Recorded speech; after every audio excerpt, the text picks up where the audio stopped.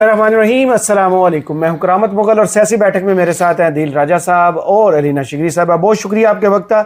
एक तो फैसल बावडा साहब 48 घंटे से उन्होंने पूरे के पूरे पाकिस्तान को हाईजैक किया हुआ है।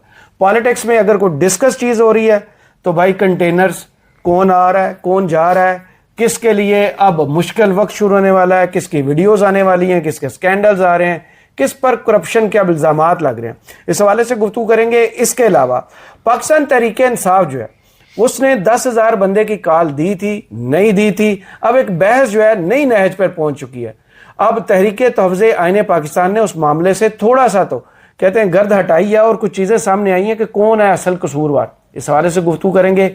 इसके अलावा मुल्की सियासत में जो इस वक्त उखाड़ पिछाड़ की खबरें हैं और बड़ी एक्सक्लूसिव चीज़ें सामने आ रही हैं कि कौन सी वजारत पे कौन सा वजीर अब नजरें गाड़ के बैठा हुआ है, और इस सारे मामले में जो सुहेल बुढ़ाई साहब ने कालम लिखा है वो किसके नाम है, इन सारी खबरों की तफसीलात और तजिया इसी वीडियो में शामिल करते हैं। जी अलीना, सबसे पहले तो ये बताइएगा, फैसल बावडा साहब आपके शो पर भी मौजूद थे। तकरीबन 2 दिन से उन्होंने पूरी की पूरी पाकिस्तानी सियासत को अपने इर्द गिर्द घुमाना शुरू किया और मुस्लिम लीग नून जिसकी सांसें थम जाती हैं कि फैसल बावडा के सामने जुबान नहीं खोलनी, हल्की फुल्की आवाज़ें तो आना शुरू हो चुकी हैं। राना सनाउल्लाह साहब भी बोल चुके हैं, जनाब इख्तियार वली साहब बेख्तियार वली फालसे का शरबत पिए, ठंडी ठंडी तबीयत करें, अपने पोस्ट की तरह ठंडी जुगती की है उन्होंने। हाँ, क्या देख रही हैं फैसल बावडा साहब? आते हैं बस ये कुछ दिन के लिए बयानात देते हैं, कभी उनकी प्रेडिक्शन को दुरुस्त भी हुई है या वो सियासत के शेख रशीद ही हैं? नहीं, वैसे अब उनको ये वाले ताने भी सुनने को मिल रहे हैं हुकूमत से ही कि अब वो शेख रशीद की शायद कुर्सी लेना चाहते हैं, लेकिन प्रेडिक्शंस तो उनकी मोरलेस हमें नजर आता है कि वो एक बज़ाहिर तो एक पैगाम रिले करते हैं सर्टन क्वार्टर्स का। इस हवाले से तासुर लोगों में भी एक जोर पकड़ चुका है कि फैसल बावडा साहब स्टैब्लिशमेंट के तर्जुमान है और फैसल बावडा साहब बरमला। मैंने आज उनसे सवाल में भी ये कहा कि मैंने कहा आपके हवाले से तासुर क्यों है, क्योंकि आप, और इसकी मिसाल सामने है कि आप कुछ अरसे तक खामोश होते हैं और एकदम से जब आप आते हैं तो आप कहीं ना कहीं आप तारीफ, आप सिर्फ एक शख्स की तारीफ करते हैं, बाकी पूरी आप जो सियासतदान है उनको डिस्क्रेडिट करते हैं। आप 500 एलीट को कह रहे हैं कि गोली मार दो, तो कह रहे हैं सारे एलीट में जो है कौन है, वो सारे ये सारे इनकम्बेंट्स और इनकॉम्पिटेंट जो सारे सियासतदान हैं, कहते हैं जिन्होंने मुल्क को बर्बाद करके रखा है, और सिर्फ एक शख्स की वो तारीफ कर रहे हैं जिन्होंने सारा इस वक्त एक चार्ट संभाला हुआ है। और वो कहते हैं कि जी मौजूदा हुकूमत जो है वो डिलीवर भी नहीं कर पा रही है। सो वो कहते हैं आई डोंट केयर, अगर मुझे किसी का तर्जुमान या मैं किसी के गैर सरकारी तर्जुमान, गैर सरकारी, एग्जैक्टली। राना सनाउल्लाह साहब ने गुज़िश्ता रोज कहा था कि इन्होंने कैबिनेट में मुतालबा किया था कि उनको एक जगह दी जाए, इन्होंने पोस्ट मांगी थी, इनको मिनिस्टर बनना था, और हैरान है कि शहबाज शरीफ उसको ना कर सकते। हाँ एग्जैक्टली, सबसे बड़ा सवाल तो ये है कि शहबाज शरीफ ना भी कर सकते। उन्होंने कहा ये 2 लोगों में था, हाँ कि दो लोगों में था, ये 2 एक जैसे लोग हैं। मोहसिन नकवी, एक को सब मिल जाए और दूसरे को कुछ भी ना मिले तो कहते हैं कि दूसरे मैं आपको इसमें थोड़ा सा इनहांस करके बताता हूँ। वाडा साहब को ये कहा गया था तो पीपल्स पार्टी में शामिल हो जाओ। वाडा साहब ने कहा, इन्होंने दोस्तों से मशवरा किया, इनके जो हैंडलर्स हैं उन्होंने कहा जी तुम पीपल्स पार्टी में शामिल हो जाओ। तो ये नहीं हुए पीपल्स पार्टी में शामिल। उस टाइम पे इंडिपेंडेंट, फिर इनकी नजरें जो थी ना, जो इनसे वादा किया गया था, मेरा ख्याल है वो सिंध की गवर्नरशिप पे थी। अच्छा, कैबिनेट से शहबाज शरीफ ने अगर बनाना हो, शहबाज शरीफ 1 सेकंड ना लगाए। शहबाज शरीफ की क्या जरूरत, वो जमीन तो खाली है। शहबाज शरीफ जमीन पे लेट के रोना शुरू कर देगा, नहीं मैंने इसको लगाना ही लगाना है। वो बंदा इनकार करे, शहबाज शरीफ की आंखों में गम से आंसू आ जाए। मेरा ख्याल है वो गवर्नरशिप थी, ठीक है, जो इन्होंने किसी को कहा कि मुझे गवर्नर बनवाओ, फिर उन्होंने कहा अच्छा बनवा देंगे, फिर वो नहीं बने। वहां पर आके वाडा साहब बेसिकली लॉन्च होते हैं पैगाम देने के लिए, अभी भी पैगाम दे रहे हैं। अब देखें उनके बड़े मखसूस से पैगाम है। मरीम नवाज जी, वो एक चीफ मिनिस्टर है, वो अब प्राइम मिनिस्टर बनने के ख्वाब देख रही है। वो ना देखे भाई, क्यों ना देखे? सियासत आप किस लिए करते हैं? मिनिस्टर बनेंगे, ये बनेंगे, या मिराज आपकी सियासत की क्या होगी कि आप प्राइम मिनिस्टर बन गए? अच्छा, उन्होंने ये भी कहा कि उम्मीदवार तो बिलावल भी, तो बिलावल पार्टी का हेड है, वो भी उम्मीदवार होगा, इसमें खबर क्या है? ये तो बोंगे मारे ना, ये बोंगे मार रहे हैं वाडा साहब। असल खबर वो दे रहे हैं, वो करप्शन के इल्जामात लगा रहे हैं। वीडियोस आने वाली हैं, वो आए हैं औरंगजेब की सपोर्ट में, औरंगजेब की सपोर्ट में आए। वो उन्होंने मोहम्मद औरंगजेब का कहा है, औरी भाई का कहा है कि औरी भाई के तो अच्छा काम करे, लेकिन आपके खिलाफ वीलॉग्स बड़े हो रहे हैं। आपने सुना ना, पहले दिन आए वो आए, उसके बाद एहसन इकबाल मैं पे आपके उन्होंने साथ हूँ। हाँ एहसन इकबाल पे उन्होंने हमला किया। फिर उन्होंने कल का आज हैरानकुन तौर पे मेरे प्रोग्राम में किसकी तारीफ की भला? उन्होंने कहा ऐसे भी लोग हैं इस हुकूमत में जो अच्छा काम अली कर रहे हैं। परवेज बिलाल कियानी, अली परवेज जिनने बिलाल सबसे ज्यादा जुल्म किया हुआ। तलाल चौधरी, आबिद शीर अली। हाँ ये उनको बड़े पसंद है सारे। अच्छा ये काम ये कर रहे सारे हैं। काम कर ये ये बेहतरीन बहुत काम अच्छा कर अच्छे लोग हैं। अब मुझे पता नहीं क्या काम कर रहे बेटर हैं। देन द ओल्ड लॉट ना। तो ये काम कर रहे हैं, बड़ा अच्छा बेहतरीन सा किस्म का काम कर रहे हैं, सारे जबरदस्त कर रहे हैं। वो पैगाम देने आए कि कुछ बंदे निकालने पड़ेंगे आपको। उन्होंने हुकूमत को पैगाम दिया है कि आपको कुछ बंदे निकालने पड़ेंगे। ऐसा कब होता है नॉर्मली? ऐसा तब होता है जब हुकूमत को कोई यार उन्होंने कहा सर बड़े पुराने हैं, मिसाल के तौर पर एहसन इकबाल साहब को साइड पे करें, उन्होंने कहा नहीं सर बड़े पुराने हमारे साथ, ये तो बचपन से ही हमारे साथ है। 1997 से। नहीं उससे पहले से हैं, 1997 में तो आ गए थे ना डायरेक्ट, उससे पहले से इनकी अम्मी भी ये जमात इस्लामी से आए हैं। हाँ जी जमात इस्लामी से डायरेक्ट आए थे, अब डायरेक्ट वलदार है। तो एहसन इकबाल साहब और वो आपा इशरत के बेटे एक ही यूनिवर्सिटी से पढ़े हुए हैं, तो अपना निसार फातिमा। हाँ औरंगजेब साहब और एहसन इकबाल साहब वॉर्टन से पढ़े हुए हैं। एहसन इकबाल साहब के बेटे भी इतने ज्यादा पढ़े लिखे हैं, वो कहते हैं कि मैं अपने हल्के में जाता हूँ तो एक मुझे पेरिस लगता है, एक बाकू लगता है मुझे। ये नशा मैंने भी करना है यार। वो कल मेरे वो कहते हैं शकरगढ़ मुझे बाकू लगता है। शकरगढ़ बाकू दनियाल जिस तरह अकील मलिक साहब ने कल मेरे प्रोग्राम में कहा था कि मैं अपने हल्के में गया तो जो वोटर और सपोर्टर थे वो बड़ा बजट से खुश है। तो राना आतिफ साहब बैठे हुए थे स्टूडियो में, तो राना आतिफ साहब कहते हैं ये झूठ, इनके वोटर और सपोर्टर तो हो ही नहीं सकते। हाँ वैसे इनको वोट किसने दिया था? ये फॉर्म 47 पे ऐसे जी जी और फिर मलक कहा तैमूर की कि वो जो वालदा थी इनके मुकाबले एहसन में। इकबाल साहब 10 साल मांग रहे हैं कि अगर आप हमसे तरक्की की उम्मीद उनको करते 10 हैं लाख साल तो देने चाहिए। 10 साल तो दें। तो राना आतिफ साहब के बड़े उनको ना जबरदस्त कुछ किस्म के छोटा सा comebacks पाकिस्तान बना के अलग से दे देना चाहिए भाई। और किससे मांग रहे हैं आप 10 साल? 40 साल अवाम आपकी ने हुकूमत देने, को हो गए, अवाम आपको 10 मिनट नहीं देने के लिए 5वां तैयार। वजीर आजम आपका है, बल्कि छठा। अगर आप शायद खान अब्बासी साहब को भी 1 साल के लिए वजीर आजम, छठा वजीर आजम है आपका। और कितना टाइम आपको चाहिए और कौन सा मैदान चाहिए?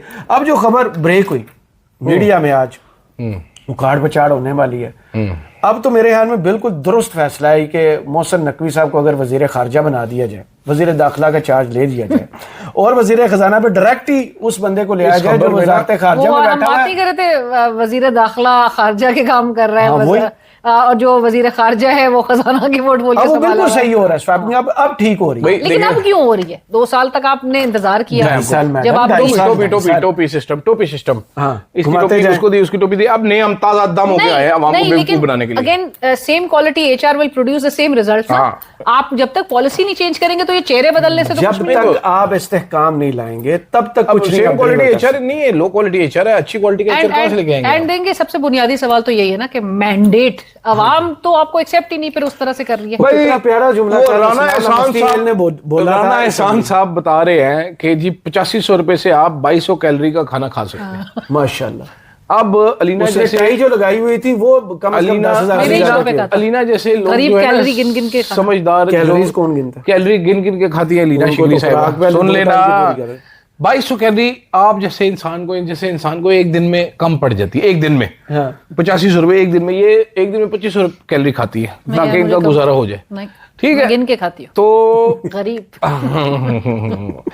जो मजदूर होते हैं ना, मजदूर वो 3-3.5 कैलोरीज खाते हैं क्योंकि उसने वैसे मजदूरी करनी होती है। ठीक है, जिस्मानी मुशक्कत भी और उसकी वो होती है। कैलोरीज पूरी कैसे करते हैं? वो कैलोरीज पूरी करते हैं चाय में 4 चम्मच चीनी डाल के।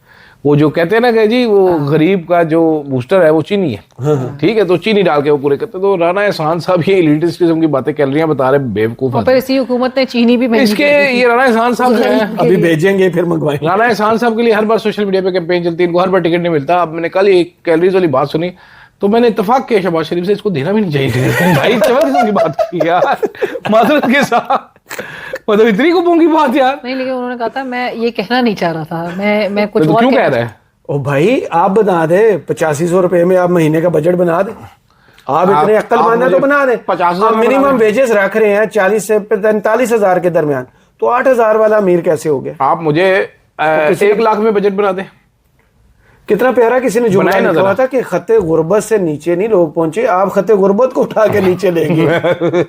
सरप्राइज! आपकी जेब में कितने पैसे हैं? 8500 रुपया। यार आप तो एलन मस्क के, आपकी जेब में कितने? 8400। चल गरीब। ये बेवकूफ समझते हैं। एहसन इकबाल नाम के लोग यहाँ पर खुले फिर रहे हैं जिनका दिमाग काम नहीं करता। मतलब एहसन इकबाल साहब को देखिए, उनकी जो सिस्टर है, उन्होंने सरकारी नौकरी से रिटायरमेंट ली और साथ ही अब वो 3 साल के लिए FPSC में लग गए हैं। यहाँ पर ये मेरिट है, इस मुल्क में। और उस पे audacity to ask for 10 years। नहीं उनको याद है गाड़ी वाला केस भी आया था, देखे मैंने इतने सीसी की वापस करके इतनी सीसी इतने सीसी की गाड़ी ले क्योंकि लिस्ट जारी हो गई थी। जी वो लोग और पब्लिक होती है। वैसे आप देखें तो एक क्रूजर के बगैर एहसन इकबाल साहब बैठते नहीं है। ठीक है, ये वो आदमी है जो रोते हैं कि इमरान खान ने मुझे गिरफ्तार करवाया था, ये सूट पहन के शेविंग करके पप्पू बच्चा बन के नैप की ऐसे फोटो करके तस्वीर बनी थी। तो हमारा भी सवाल ये है कि अपनी प्लानिंग इनकी पूरी है अवाम के लिए और मुल्क के लिए जो प्लानिंग है, लेकिन असल बड़ी मसला ही हो रहा है। इंटरेस्टिंग आ रहा है। कुछ वजारतें अभी कह रही जी हमने खत्म कर देनी है उसके तहत वजारत Which is खुशा- good, integrated। नहीं वजारत खुशामद खत्म कर दे, सारे खत्म हो जाएंगे।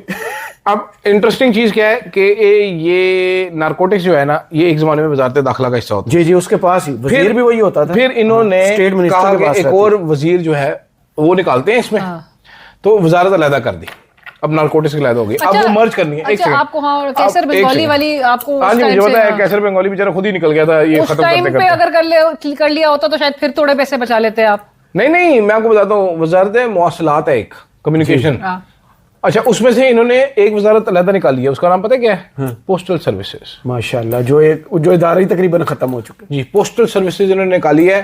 पोस्टल सर्विसेज का एक अलहदा वजीर होता है पाकिस्तान में, वो उसमें से उन्होंने बाइफरकेट करके निकाली। अब एक मिनिस्ट्री ऑफ ये डिफेंस सारा है, कम्युनिकेशन और ये सब एक जमाने में पीटीआई के दौर में मुराद सईद के पास। ये एक ही मिनिस्ट्री हुआ करती थी, फिर इन्होंने ज्यादा वजीर करने थे ना, इन्होंने ढेर सारे किए। दफ्तर अलग लग अब जो है ना वजारत कानून, इंसाफ और इंसानी हकूक एक वजारत होती थी। हाँ।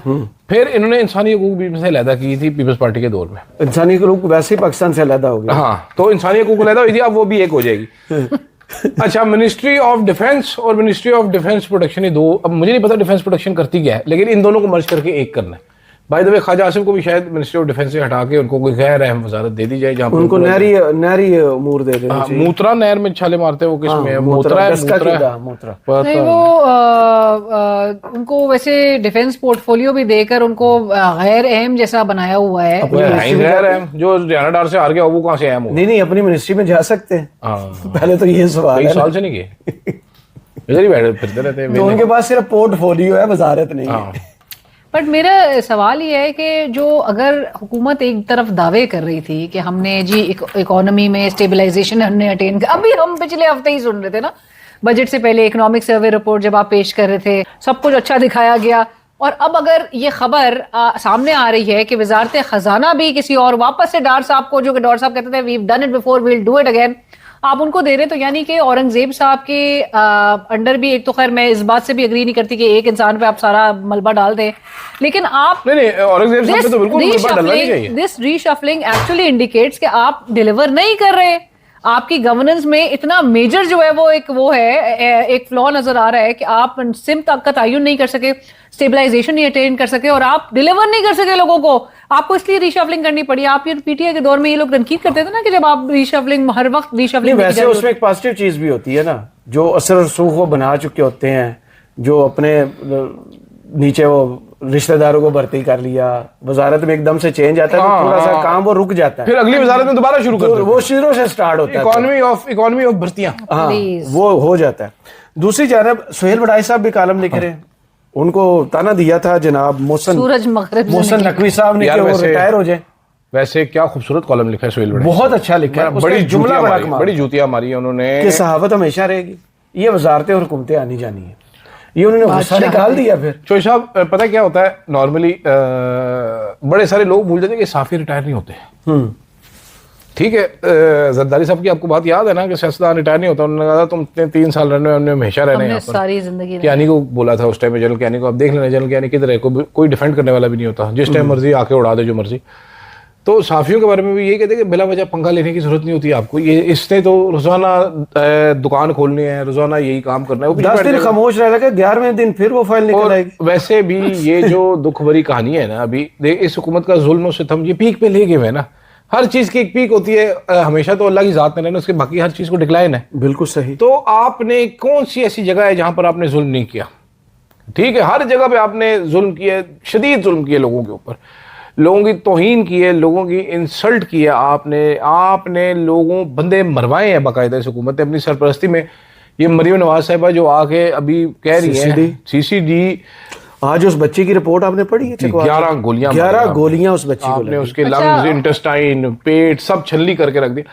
तो वो सुहेल वड़ाइच ने बड़ी क्लासिकल, अगर मोहसिन नकवी साहब, वैसे आपको मैं बाय द वे इससे पहले कि अलीना तबसरा करे, मैं आपको एक और कहानी सुना देता हूँ। सुहेल वड़ाइच और मोहसिन नकवी, जब मोहसिन नकवी वजीर नहीं बना था, बड़े अच्छे जिगर दोस्त थे, जिगर जिगर गोशे थे। जब मोहसिन नकवी को बनाया गया वो टिकट टेकर सीएम पंजाब का, तो सुहेल वड़ाइच उनके अनडिक्लेयर्ड एडवाइजर थे। सुहेल वड़ाइच के साथ बैठ के काबीना की डिस्कशंस हुई।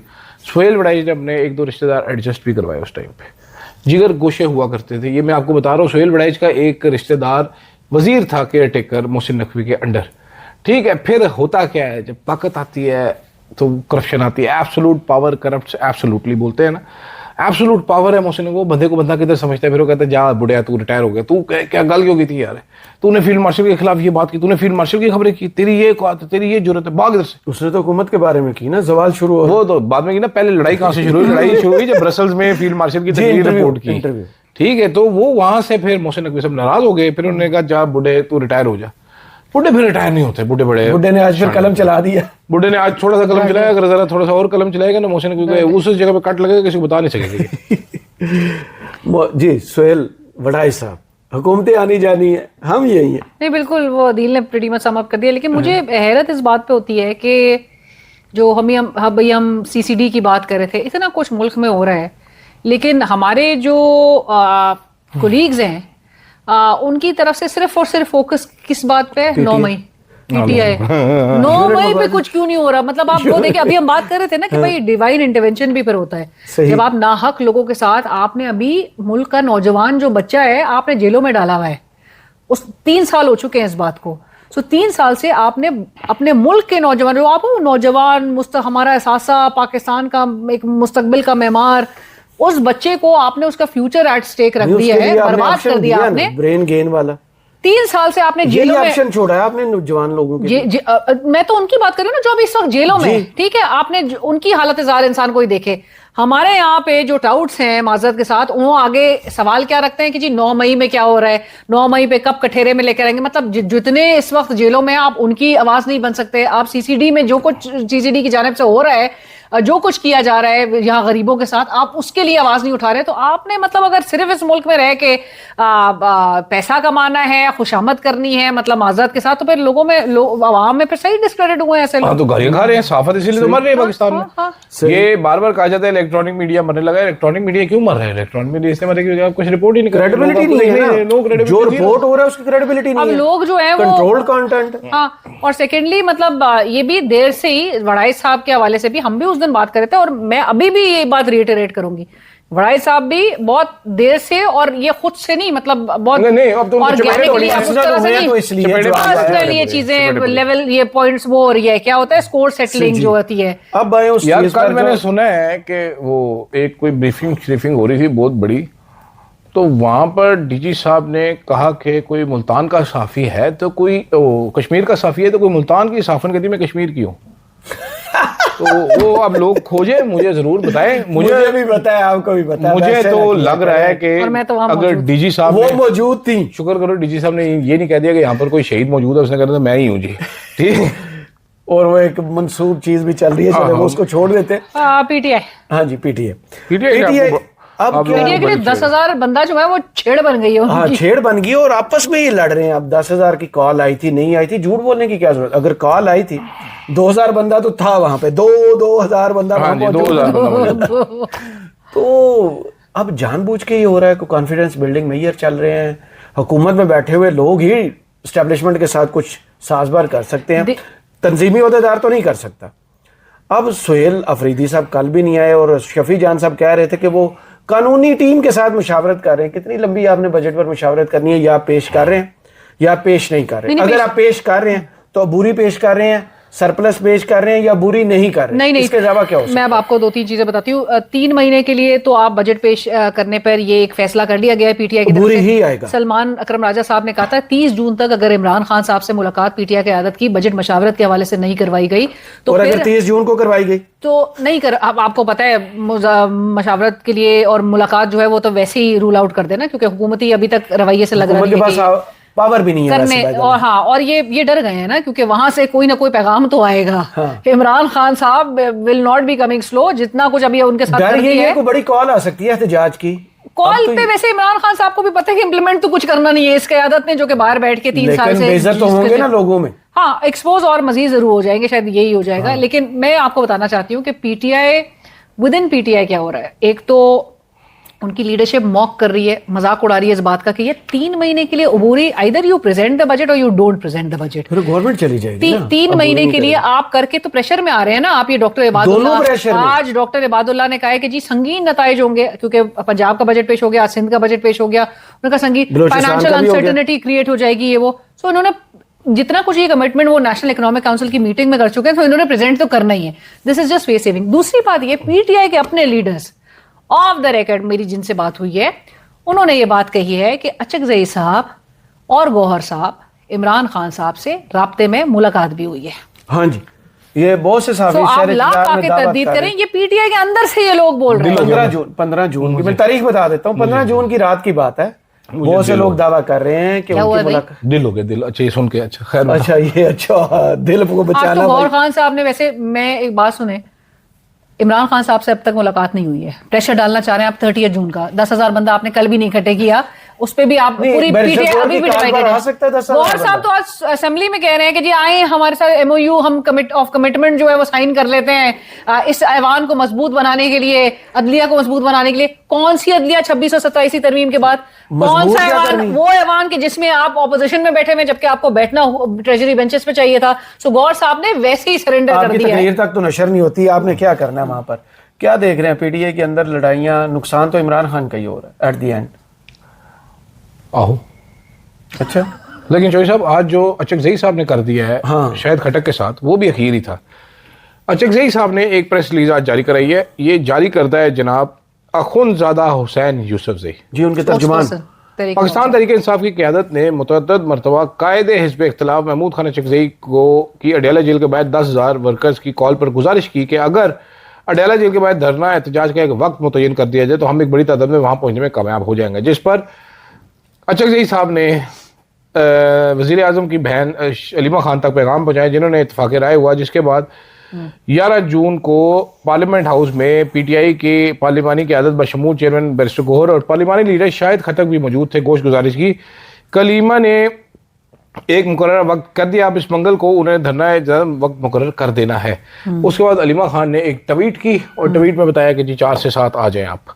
जिसके बाद कल फिर ये बेगैरत कोई पहुंचा नहीं उस पर। शेख वकास अकरम साहब ने 2 वैन्स भेजी, 2 वैन्स भेजी थी। 2 वैन्स 1500 से 2000 बंदे थे, ये रिपोर्ट लोगों ने शेख साहब ने तो आज मेरे शो पे ये भी बोला कि मेरे हल्के से बंदे आए थे और दूसरे जो एमएनएस थे, एमपीएस थे, उनके साथ खड़े यार मेरा इसमें पता है क्या, यानी जस्ट टू शो कि जी हम लेकर आए हैं बंदा। तो कहते हैं सब देख रहा था। मिसाल देख रहे हैं मुश्ताक गनी वाली, जो जब अलीमा खान साहबा ने पूछा था कि कितने बंदे, कहता है 2 उन्होंने क्या परा हो 2 बंदों के साथ। तो ये सूरत हाल है भाई। अब मुखलस नहीं है इमरान खान की जेब में। फैसल वाउडा सही कहता है ना कि खोटे सिक्के ही कि इमरान खान के जेल में रहने की वजह या बाहर ना निकलने की वजह खुद पीटीआई जी। तब तक वो कुर्सियों पर हैं जब तक इमरान खान जेल में है। इससे ज्यादा कड़वी हकीकत कोई है नहीं इस वक्त। मुझे अदील राजा साहब और अलीना शिगरी साहब को इजाजत दीजिए। कमेंट्स बॉक्स में जरूर बताइए वीडियो आपको कैसी लगी। अल्लाह हाफिज।